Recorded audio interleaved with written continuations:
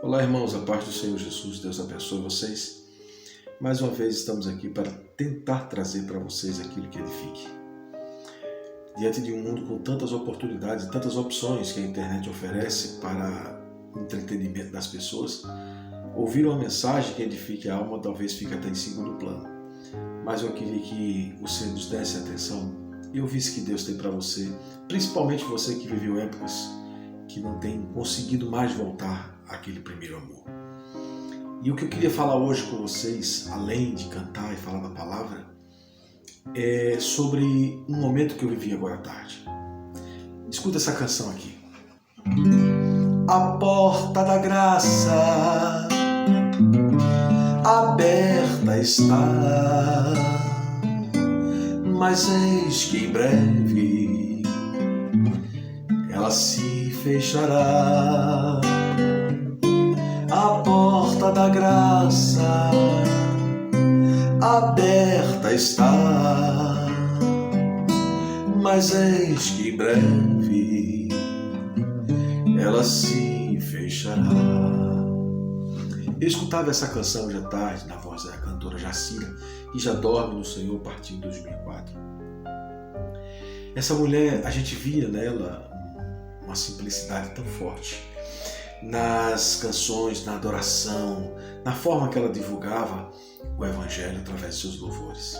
E a época no qual eu escutei isso, em 1984, 85, a gente via o quanto os cristãos eram tão simples, mas tinham tanta presença de Deus. Viviam numa simplicidade que muitas vezes era mal compreendida pela própria sociedade. Eram criticados da forma que se vestiam, eram criticados da forma que cultuavam e oravam a Deus. Mas eram os momentos mais belos e ricos da vida de quem viveu. Hoje, com o aumento da tecnologia, a modernidade, a chegada da internet, tudo isso parece que mudou. Porque as opções para nos ocupar e roubarmos o tempo da oração e da palavra são muitas. E aí, é mais fácil nos entretermos com aquilo que estamos vendo do que nos ajoelharmos, chorarmos e lermos a palavra. São tantas opções, vídeos engraçados, vídeos que chamam a atenção pela sua estrutura, pelo seu conteúdo, vídeos que são notícias de tanta desgraça que tem no mundo, coisas que nós sabemos que a Bíblia já nos diz, mas que tem o poder de nos prender e roubar de nós o tempo que nós deveríamos ter na oração e na palavra.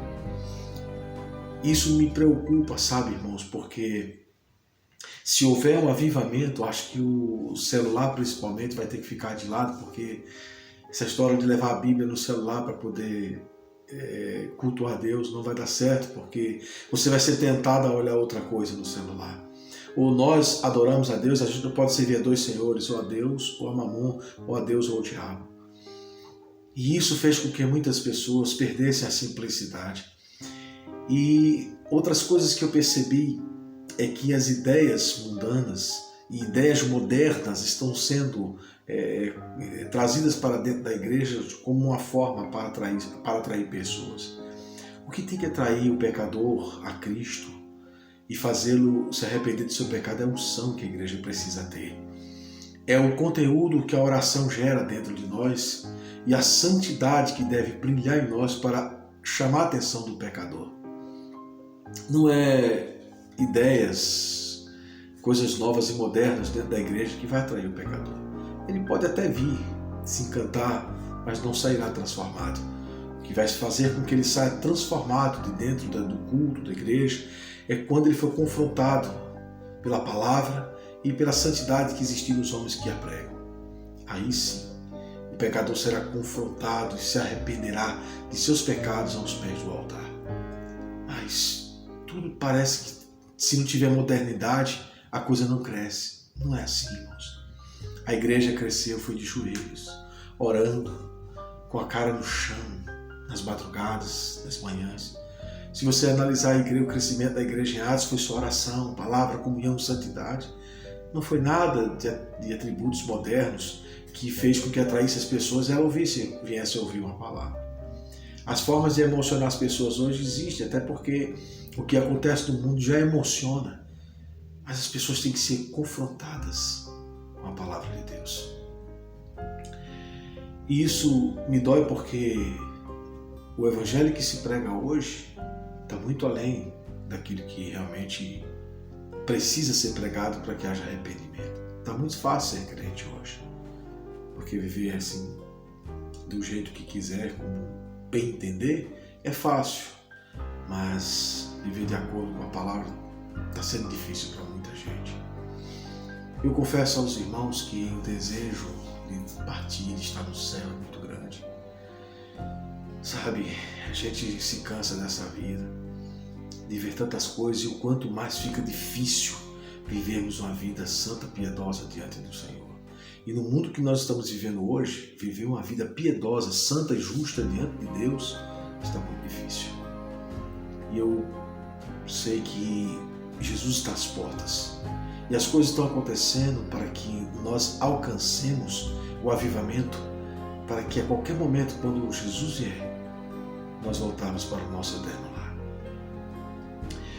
Mas eu quero compartilhar com os amados irmãos uma palavra que se encontra no Evangelho de Marcos, capítulo 8, versículo 22 em diante, que diz assim: Certo dia disse Jesus aos seus discípulos: Vamos para o outro lado do lago. Eles entraram num barco e partiram. Enquanto navegavam, ele adormeceu. Abateu-se sobre o lago um forte vendaval, de modo que o barco estava sendo inundado, e eles corriam grande perigo. Os discípulos foram acordá-lo, clamando: Mestre, mestre, vamos morrer. Ele se levantou e repreendeu o vento e a violência das águas. Tudo se acalmou e ficou tranquilo. Onde está sua fé? Perguntou ele aos seus discípulos. Amedrontados e admirados, eles perguntaram uns aos outros: Quem é este que até os ventos e as águas dá ordem e eles lhe obedecem? Amados, Jesus, antes dessa situação, Jesus teve encontro com o centurião, Jesus teve encontro com o cego, Jesus realizou milagres, e depois, como uma forma de se ausentar da multidão, ele vai para um barco e os discípulos seguem ele. E Jesus diz assim: nós vamos passar para o outro lado. O que tínhamos de fazer aqui, já fizemos. Agora vamos para o outro lado. E o outro lado ele encontraria o endemoniado gadareno. E quando Jesus entra no barco, ele toma a iniciativa de levar os discípulos. Agora, você acha que Jesus não sabia que haveria uma tempestade? Claro. Jesus, ele entra no barco, sabendo que haveria uma tempestade no caminho, e chama um dos discípulos para entrar na tempestade com ele. Bom, irmãos, a minha vida, a sua vida, a nossa vida é seguida, é guiada pelo Espírito Santo, pelo nosso próprio Deus. E tem coisas em nossa vida que Cristo permite, estando Ele no barco. E muitas vezes nós precisamos acordá-lo, sabe, para que nós venhamos a entender uma coisa. Vocês precisam confiar em mim. Jesus leva os discípulos para a situação, para que eles vejam o poder que Ele tem e opera, para levá-los a confiar no Senhor. Jesus não mostra o seu poder em palavras, mas Ele mostra em atitude. Da mesma forma, Jesus faz assim com a gente. Ele nos conduz a situações para que lá nós vejamos o poder que Ele tem de controlar aquela situação e aí nós acreditarmos mais nele. Pois é, a gente muitas vezes não entende, porque muitas vezes Deus permite que nós entremos mar adentro, sem nós sabermos que tem uma tempestade no caminho, mas Ele sabendo. Mas o detalhe é que Ele não vai nos deixar sozinhos. O barco vai, mas Ele vai estar no barco. Embora que Ele esteja dormindo durante a situação. Mas vai chegar um momento que eu vou ter que acordá-lo para que Ele acalme toda essa situação.